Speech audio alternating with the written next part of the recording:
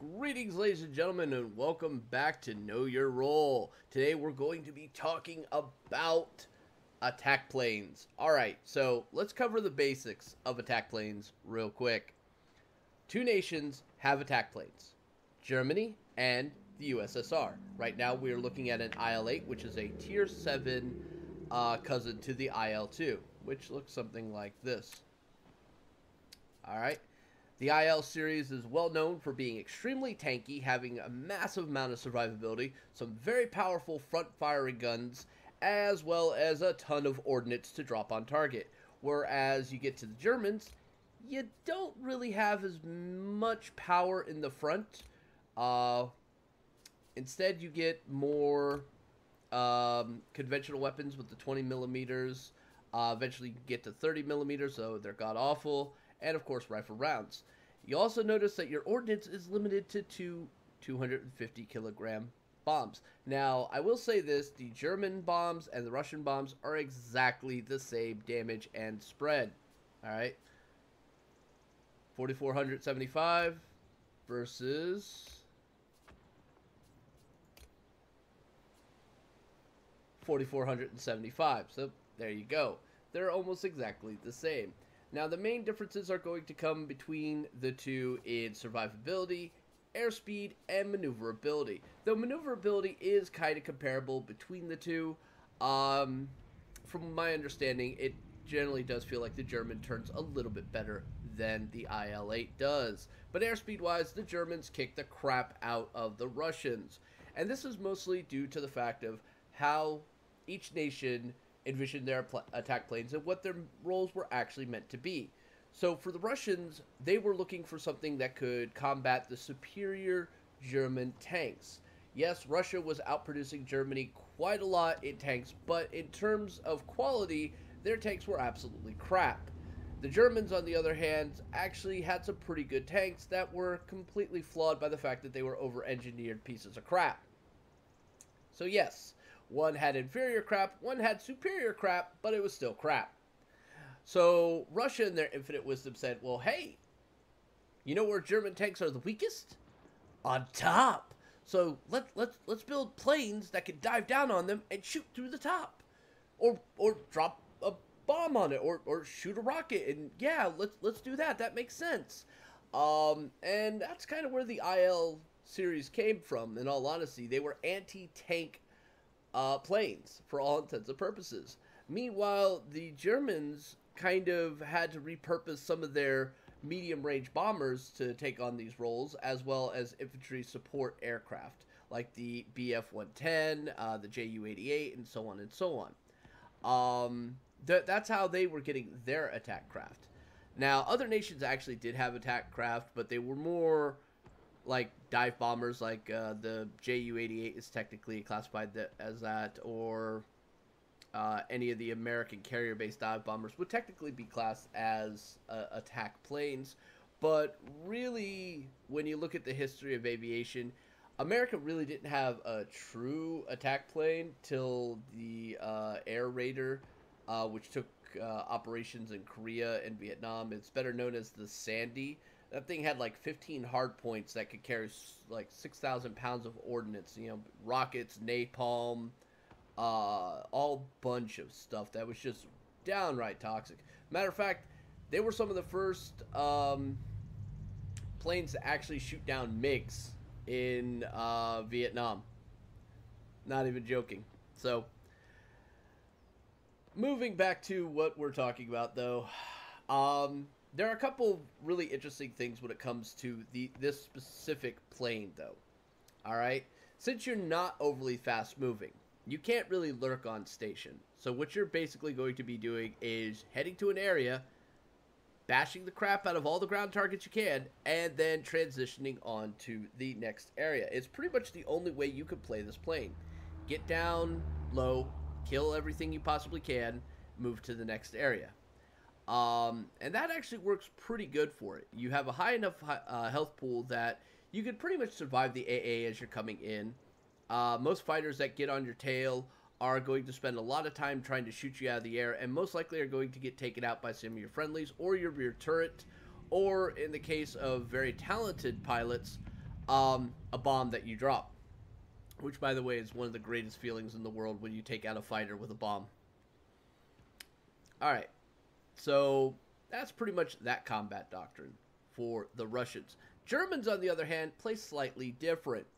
They dive down in very quick, dropping their bombs. They swoop back in, do maybe 1 or 2 passes with their guns, and then they start transitioning off to the next area.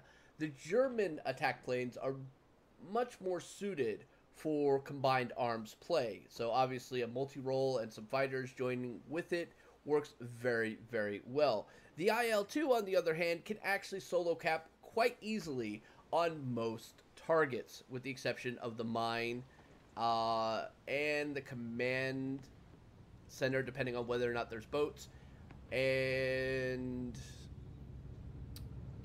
the military base is also a little bit of a struggle too. But it can actually cap them on their own, as long as there's nobody else there interfering with it or fighting any of the air defense fighters.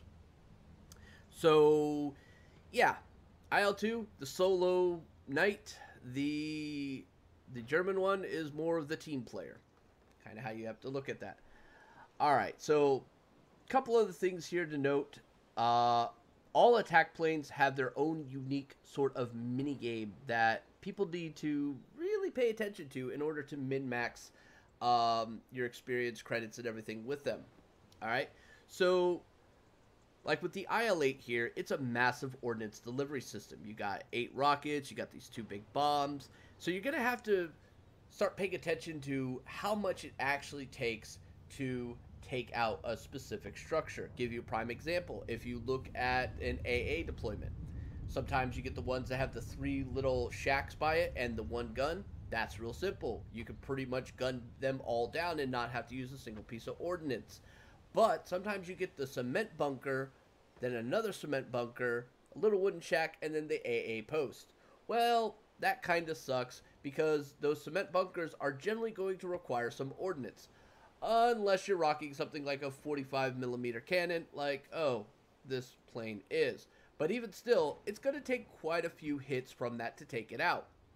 But what you can do is use them to kind of weaken the structures to where you can just spend 1 rocket per bunker to take them out, thus leaving you 6 more rockets to use on other things.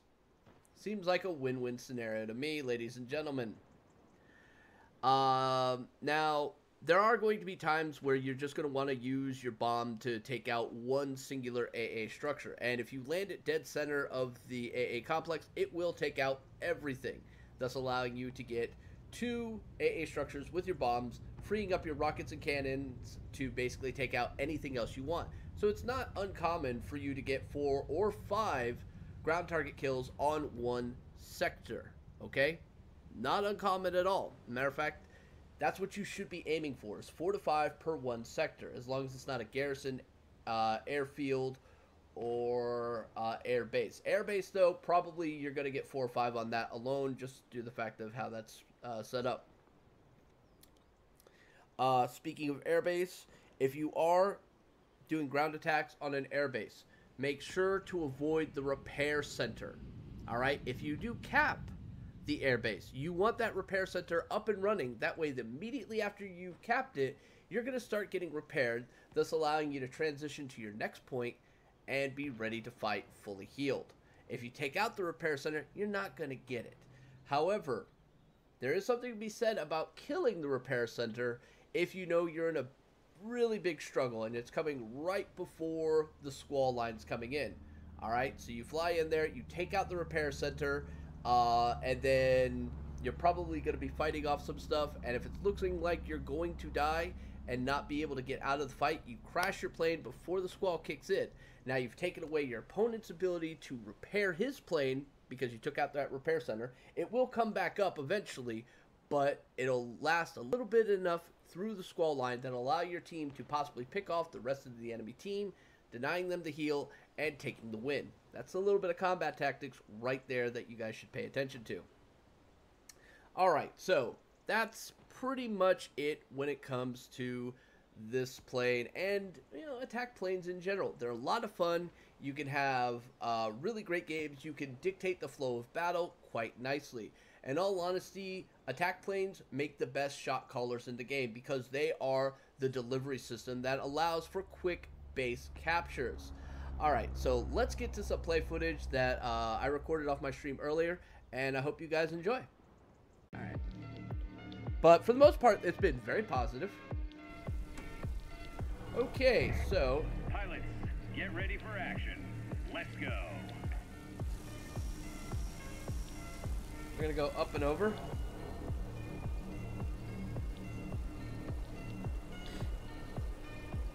And then I'm gonna swing around to the mid.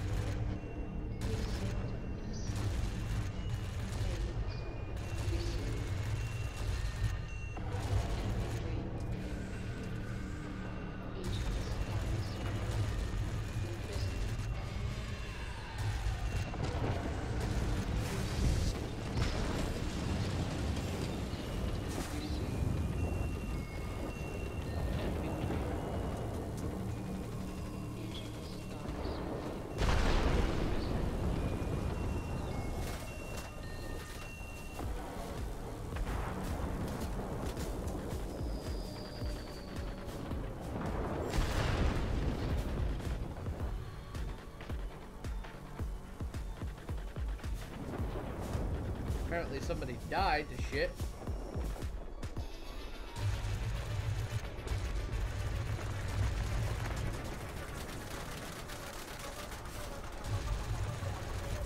Thank you.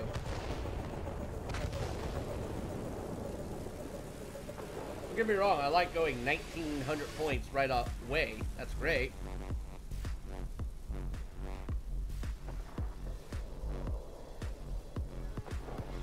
But I would have loved to have already started progressing on the next target, considering. Actually, no, it's probably good that I got turned.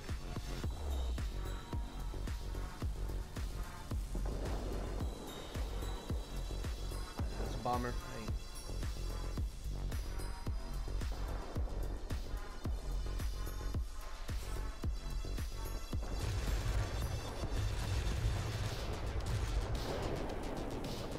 Crap.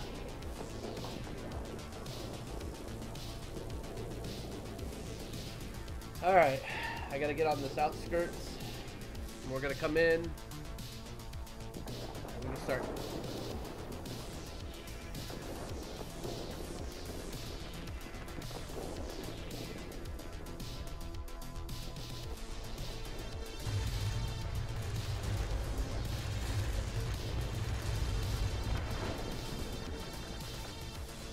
We're gonna hit these two AA platforms.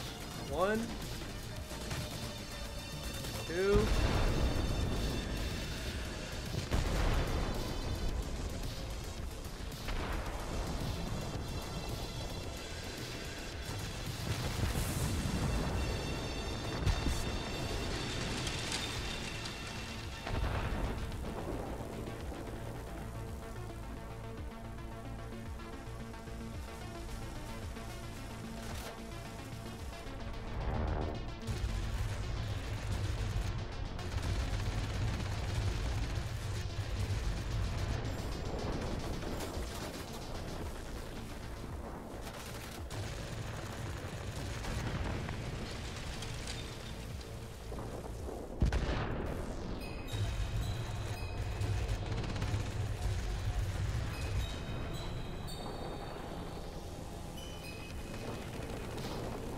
Wow, I'm getting no support in the mid here, and it's pretty apparent.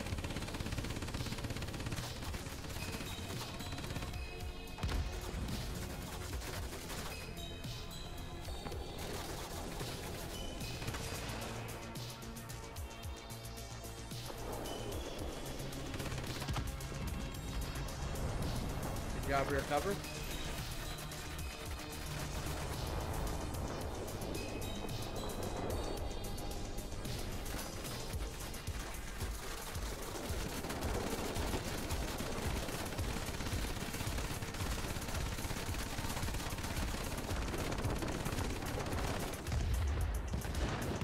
Gotcha, bitch.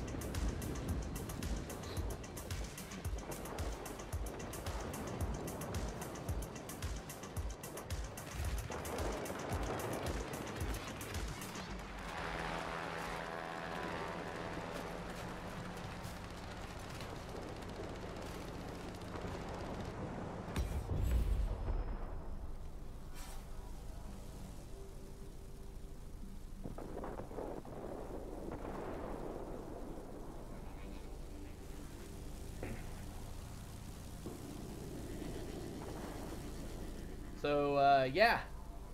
We dropped an egg and got him.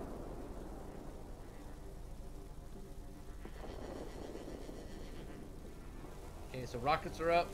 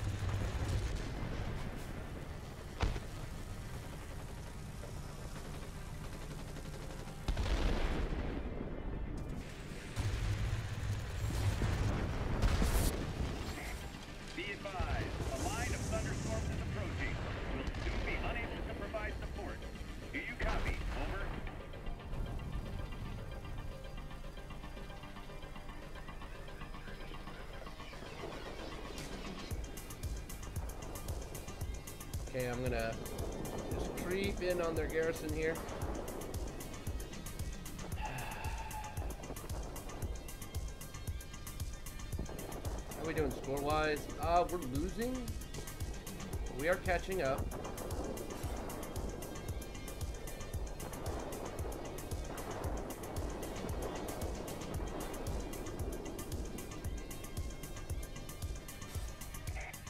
We cannot support you any longer. The storm is too heavy. Do you copy? Over.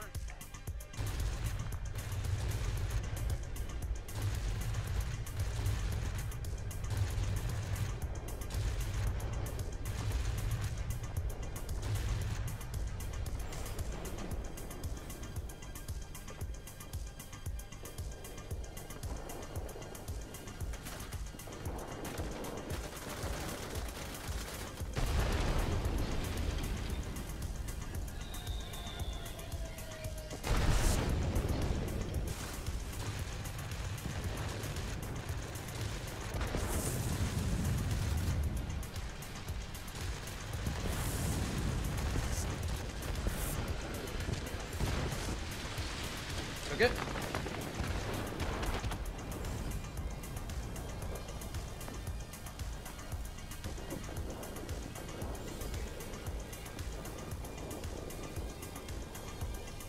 How are we doing? Nice, nice, nice.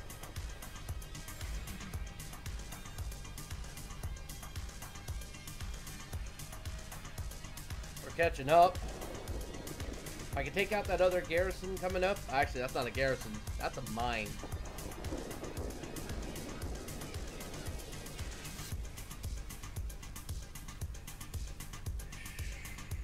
Alright. We're gonna come around the mountain because going up and over seems like a bad idea. Step it up. We're losing the battle.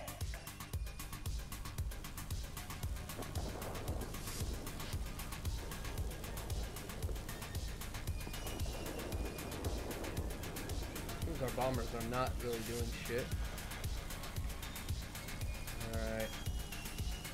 Bombs are up. We are almost fully loaded.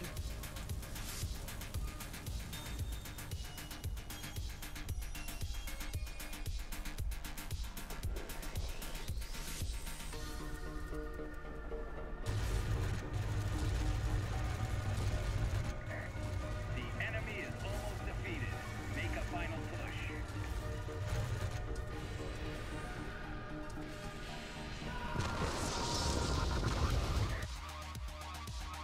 Very nice. Very nice, ladies and gentlemen. That's a game. That's a really good game right there. Alright, and that was the game. That game was actually really good as a teaching example there. We did a lot of things correctly.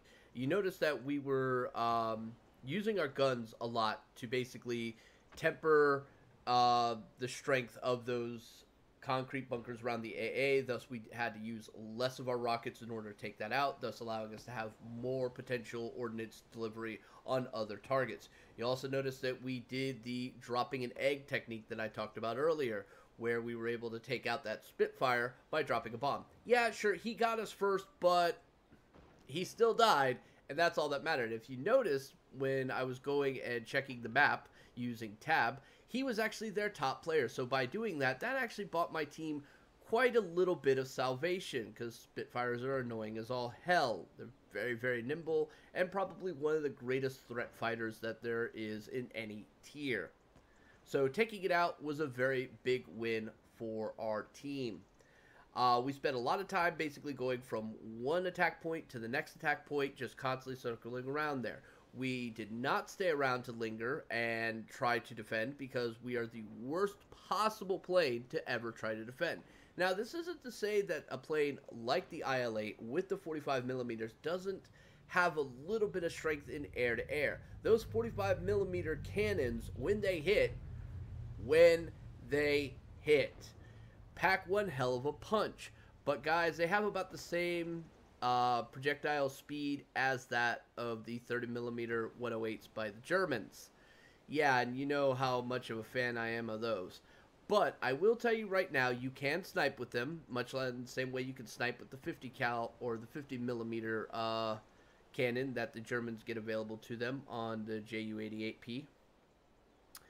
So yeah, you can do those things, and it can be quite devastating. It really can. But for the most part, save it for the ground. Well, anyway, guys, that's going to be all for this video. I hope you really enjoyed the video. If you have any comments, questions, or whatsoever, leave it down below in the comment section. And don't forget to like and subscribe if you like these videos. It really does help. Till next time, as Shiv saying, stay safe, have fun, may orange juice bless you. I'm out of here.